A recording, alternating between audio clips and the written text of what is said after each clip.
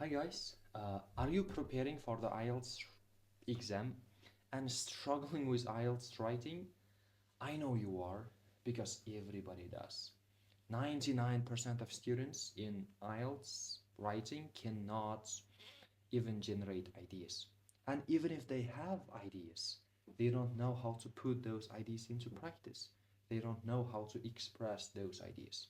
But don't worry, I'm gonna help you out because I have been teaching IELTS for the better part of 4 years now, 4 or 5 years, and I personally got a 9 overall and 8.5 in IELTS writing 4 times in just 2024. Uh, and I take the test once a month. Can you imagine that? I've been taking the IELTS test once a month for about 4 years. So I have taken about 30 exams. So I know the intricacies, complexities, and ins and outs of this IELTS exam. I know what it stands for. I know what it's all about, especially when it comes to IELTS writing, which I usually specialize in. Well, now let's dive into the lesson. First of all, when it comes to IELTS writing, the most important part for me is that you don't have to think about question types. You have to forget about question types because I know most people are obsessed with question types in IELTS writing. They think that they have to find some kind of methods for igri disigri essay. They have to learn discussion essays, and then they have to explore negative, positive development essays, and etc. No, you have to forget about question types.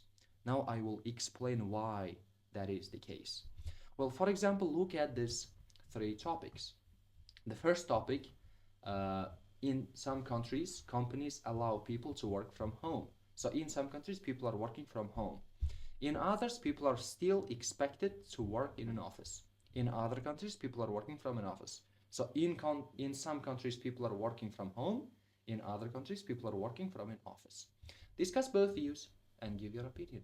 So discuss both practices and give your opinion. So which one is better? Or if you look at the next topic, more and more people are becoming seriously overweight. So these days people are becoming overweight. Okay. Some people think a solution can be to increase the price of fattening foods. So according to some people, we should increase the price of fattening foods like fast food items, processed meals, etc. Do you agree or disagree? Now, if you look at these topics, the first one is like discussion essay, and the second one is like agree disagree essay. Or if you look at the third one, some countries import a large amount of food from other parts of the world. So some countries are bringing food from foreign countries. We bring bananas, some kind of fruits, etc. from other countries. Is this a positive or negative trend? So if you look at these topics, you think about question types. You think like, oh, this one is like discussion essay. How can I generate ideas? This one is like igri essay. How can I generate ideas? But let's think about this. If you say, for example, to this topic, do you think we should increase the price of fattening foods? If you say, yeah, we should. If you say, yeah, I agree, we should increase the price of fattening foods, then you are going to talk about the benefits of increasing food prices. If you say, yeah, we should increase food prices, you are going to talk about the benefits of increasing food prices. If you say, no, no, no, no, no, I disagree, then you are going to talk about the disadvantages, the drawbacks of increasing food prices. So you are not going to talk about agree disagree. You are going to talk about the benefits or drawbacks. Or if you look at the first topic, companies, should people work from home? Which one is better, working from home or working in an office? If you say, well, working from home is much better, then you have to talk about its benefits. Benefits of working from home. Or if you say, well, I think it's better to work in an office, then you are going to talk about working from an office. You're going to talk about its benefits. But no matter the question type, whether it be agree-disagree essay, whether it be a discussion essay, whether it be a double question essay, in 99% of cases in IELTS writing, you are going to talk about the benefits and drawbacks of something. Yeah, I can show it on Google as well. Let's look at this, a whole bunch of topics here. For example, yeah, look at these topics. Some argue that schools should prioritize life skills, such as working in teams and solving problems, instead of traditional academics. Ooh, according to some people, schools should prioritize, schools should focus on life skills, like working in teams and solving problems, instead of traditional academics like chemistry, maths, instead of these subjects, they should teach us how to work in teams, how to solve problems, how to make decisions, how to think critically. To what extent do you agree or disagree? If you say, oh yeah, I agree with these statements, yeah, schools should focus on life skills instead of these subjects, then you are going to talk about the benefits of teaching life skills. Or if you say, no, I disagree, you are going to talk about the disadvantages of teaching life skills. But you are going to talk about the benefits or drawbacks. That's what matters in IELTS writing. That's what you have to understand in the first place. So IELTS writing is not about question types. It's about the benefits and drawbacks of something almost all the time. Now we know what we are supposed to talk about, but how do we generate ideas? How can we explain the benefits, drawbacks of something? How can we find ideas about the benefits or drawbacks of something? Well, let's look at a couple of real life situations. Let's say you have a friend who is playing video games too much. You have a friend who's playing video games too much, and as a result, he is not thinking about school. As a result, he's skipping school, he's not doing his homework, and etc. So your friend is playing video games too much. How do you explain the disadvantages of playing video games to him? You are going to talk about the future. You're going to say, well, do not play video games too much. If you play video games too much, then you are going to fail in exams at school. You are not going to do your homework. Not doing your homework. So if you play video games too much, you cannot do your homework. You cannot find enough time to do your homework. So what? What is the case? Well, if you can't do your homework, then you are going to fail exams. So what? Well, if you fail exams at school, you cannot finish high school. You cannot finish high school with good grades, with good marks. So what happens as a result? Well, if you cannot finish high school with good grades, with good marks, you cannot enter a good university. You cannot enter a good college or university. But what happens if you cannot enter a good college or university? Well, as a result, you cannot find a good job. You cannot find a good job. Well, what happens if you cannot find a good job? Well, if you cannot find a good job, you are not going to make enough money to make ends meet, to provide for your family. So, not making enough money to provide for family and etc. So, how do you explain the disadvantages, drawbacks of playing video games too much? You are going to talk about the future. This is like a domino effect phenomenon. This is like, I think you know about what domino effect is all about. It's like this. It's like this. This is the first situation. And this situation leads to this situation. Well, let's say this situation leads to this situation. And this situation leads to this situation. And this situation leads to this situation. And this situation leads to this situation. If you play video games too much, you are going to fail exams. If you fail exams, you cannot finish high school. If you cannot finish high school, you cannot enter a good university. If you cannot enter a good university, you cannot find a good job. If you cannot find a good job, you cannot make enough money. That's how you explain the disadvantages of something. Or how do you explain the benefits of something? For example, how do you explain the benefits of, I don't know, reading books? Oh, reading books, you know. How do you explain the benefits of reading books? Well, you are going to talk about the future. You're going to say, well, if you read books, you can learn about different things. You can learn about different topics, different concepts, different things, you know, history, etc., etc. If you read books, you can learn about different things. So what?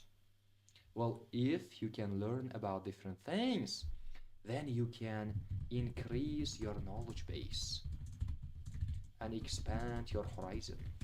Ooh. So what happens if you can increase your knowledge base and expand your horizon? Well, if you can increase your knowledge base and expand your horizon, as a result, you can improve your critical thinking skills. You can improve your problem solving skills. You can improve your decision making skills. So improve your critical thinking and decision making skills. So what happens if you can improve your critical thinking skills? Well, as a result, you can improve your life. You can improve your quality of life. You can improve your quality of life. So, etc. So, when it comes to explaining the benefits or drawbacks of something, we are going to talk about the future. This causes this, this causes this, this causes this. That's how you're going to generate ideas. Now, let's apply this method. Let's apply this domino effect approach to IELTS writing. Let's look at the first topic, working from home. So how do we explain the benefits of working from home? Well, we're going to say, if people work from home, what happens? Well, they can save time, you know, they don't have to go to work, they don't have to eat out in a restaurant, so they can save a lot of time. Okay, but why is it important? Well, if people save a lot of time, then they can spend more time with family, or they can engage in their favorite hobbies because they have a lot of time, or they can dedicate more time, attention, and energy to their work.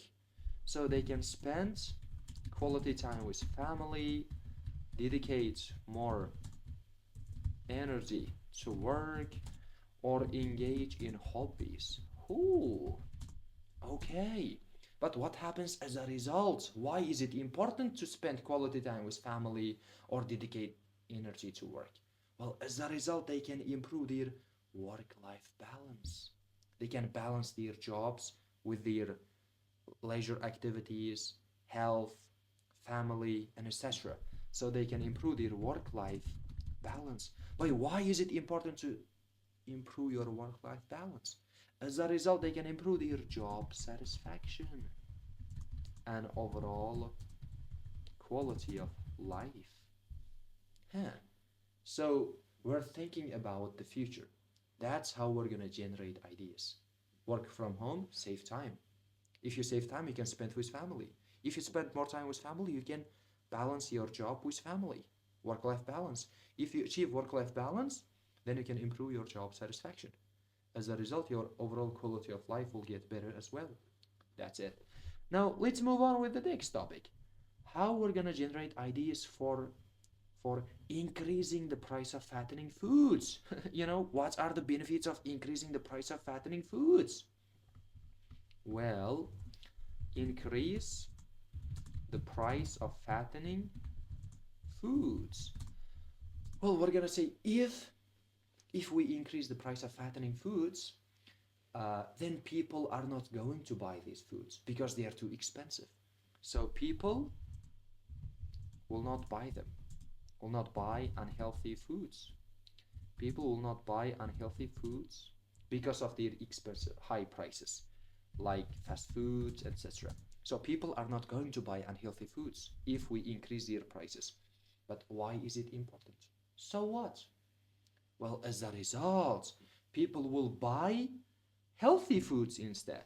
So people will buy or choose healthy foods instead, like fruits and vegetables. Okay, but why is it important? Well, if people choose healthy foods instead of unhealthy foods, then they can eat a nutritious and balanced diet. They can eat a balanced, good diet. But why is diet important?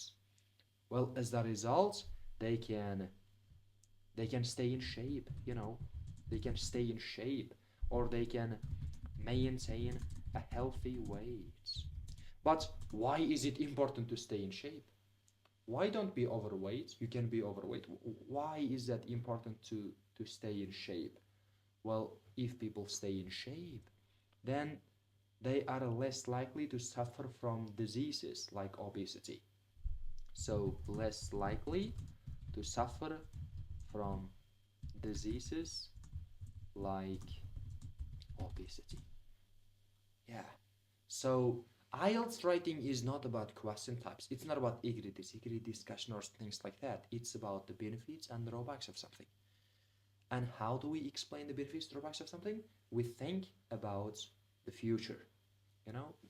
For example, if we increase food prices, then people are not going to buy these foods because of their high prices. As a result, people will choose healthier alternatives like fruits, vegetables. As a result, people will eat a balanced diet. As a result, they will stay in shape. And as a result, they will not suffer from chronic diseases like obesity. That's how you are going to explain the benefits or drawbacks of something. You have to think about the future. Or let's look at the next topic. Some countries import a large amount of food from other parts of the world. Oh, is this a positive, negative trend? So importing food from abroad, from other countries. Let's talk about the disadvantages of this. Import food from abroad. Well, if countries import food from abroad, if we bring food from the USA, UK, Africa, or just other continents or other countries, we have to use unsustainable transport methods like planes and ships. To bring food from abroad, we should use unsustainable transport like planes and ships. And as a result, carbon emissions or greenhouse gases, harmful gases like carbon dioxide will be released into the atmosphere. And if greenhouse gases like carbon dioxide are released into the atmosphere, then air quality will decline. And if air quality declines, then pollution, ozone layer depletion, and other environmental problems are going to be a concern. That's it. You have to think about the future. It's like, as I said previously, this one causes this one, this one causes this one, this causes this. So that's it. Now we know how to find ideas. So, but how can we put these ideas into practice? How can we, create a body paragraph using these ideas? Well, I'm not going to teach you how to write introductions because it's too simple. We're going to learn how to write body paragraphs. When you are writing a body paragraph, first of all, you have to write a topic sentence. Topic sentence is like what the paragraph is about. Yeah. For example, a paragraph is going to be about the benefits of working from home. So if you write about the benefits of working from home, you have to say about it in the topic sentence. For example, you have to say working from home is beneficial for many reasons or something like that. But you have to say what you are going to write about in the first topic sentence. That's what topic sentence is all about. And after writing the topic sentence, then you can use if structure, conditional sentences. Because if you noticed, I used it unintentionally. For example, I was saying, well, if you play video games too much, you are not doing your homework. If we import food from abroad, or if we increase the price of food products, then something will happen. So we are using if unintentionally. You have to use it intentionally. If people do something, well, something will happen, they can do something, which is like this situation, and which the situation will do something as a result. And as a result, or consequently, or in turn, something will happen, thereby doing something. So these are the two sentences I use in most cases. For example, when we write about the benefits of working from home, we can say, if people work from the comforts of their home, if people work from the comforts of their home, they can save a lot of time. They can save a lot of time that would be spent commuting or eating out. Okay, which is like this situation, which helps them to spend quality time with family, dedicate more energy to work responsibilities, and engage in leisure activities. That's it. And as a result, if people spend quality time with family, dedicate more work to work, they are likely to achieve a healthy work-life balance. So they're going to achieve a healthy work-life balance. Thereby is like a synonym to which, but after which you have to use a verb. It's like helps, which improves, which helps, which causes, which leads to, which, something, but a verb. After thereby you have to use a verb as well, but you have to use ing.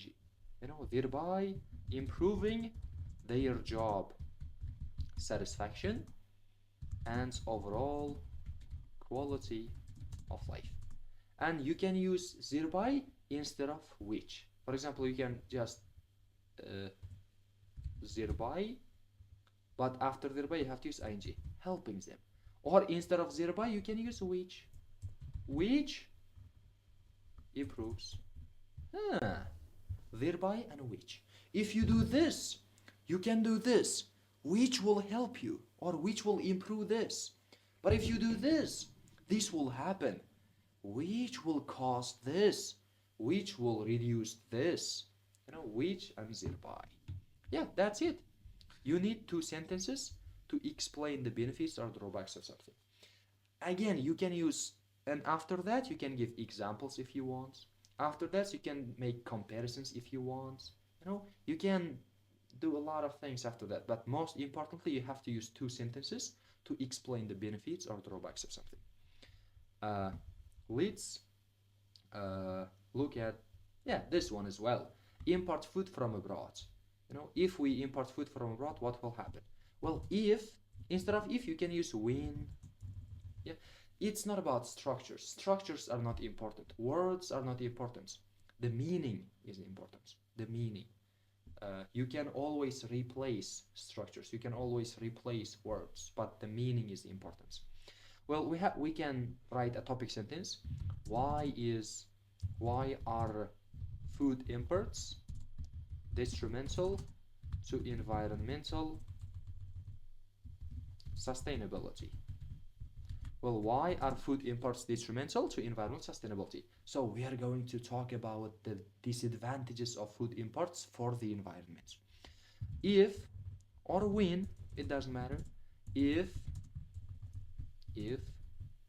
countries imports foods from other parts of the world, they have to rely on unsustainable transportation methods like planes and ships. Well, which is like this situation, and which can increase the release of greenhouse gas emissions into the atmosphere. Oh, okay. And as a result, what happens? As a result, air quality will decline. Air quality is likely to decline, thereby or which thereby causing or leading to severe or serious environmental issues like pollution and ozone layer depletion. That's it. Now you can give an example. Now you can make a comparison. Now you can talk about your own country, for example. You can do a lot of things, as I said previously. But what matters is these two sentences. If something happens, which will do this. As a result, something will happen, thereby doing this. Dun, dun, dun. Yeah, that's it. Now it's easy. Now it's easy. You can even explain the benefits of watching this video lesson. Oh yeah. Can you write a paragraph explaining the benefits of watching this video lesson in the comments section? I think you can do this. You can write a topic sentence. Why is it beneficial to watch this video lesson? This is a topic sentence. Or you can say there are several benefits to watching this video lesson. This is a topic sentence. And then you can say if students watch this video lesson, if students take the time to watch this video lesson, they can learn how to generate ideas and express their thoughts, which will help them write good essays. Ooh, as a result, they can get a high score in IELTS writing and in IELTS overall, thereby improving their prospects for education and work. That's it. What matter? It doesn't matter what you are talking about. You can always explain the benefits or the drawbacks of something by thinking about the future. If you do this, this will happen, which will do this, thereby doing this, and etc. Yeah, that's it. And you know what? If you struggle with finding ideas again, if you can't find ideas even after this video lesson, you can rely on ChatGPT. You can go on to Google. You can use ChatGPT, and it's free. It's absolutely free. Now I will give you something else. Yeah, what you can do is you can use my structures. You can say if or when, let's say people read books, or let's say we're talking about the benefits of reading books. If people read books, something will happen, which will do something. As a result, something will happen, thereby doing something. We don't have any ideas. We are just writing my structures, the structures. We are just writing the structures. Now you can ask ChatGPT to write a paragraph. You can say, write a paragraph using the structures about the benefits of reading for children, for example, or for people, in 5 different ways. Now ChatGPT will write 5 paragraphs using our domino effect approach. Then you can learn how to find ideas again. That's it. Let's see. Oh my God. Ooh. Look at the sentences, my friends. Look at this paragraph. When people read books, they expand their knowledge. Which can help them become more informed. So if people read books, they can expand their knowledge, which will help them become more informed, or thereby helping them become more informed. As a result, they can often make better decisions. They can make better decisions, thereby improving their overall quality of life. That's it, my friends. That's it. If you can't find ideas, you can use ChatGPT. You can use my structures to find enough ideas. And then you can just write about whatever you want. Yeah, that's how you are supposed to generate ideas and express your ideas in IELTS writing task 2. This is the approach that I have been using for about 4 or 5 years. As I said previously, hundreds of my students got 7, 7.5, 8, even 8.5 in writing, just using these structures. But it's about mastering the structures. You have to know what to put after thereby. You have to use which in the right context. You have to generate ideas logically, and etc.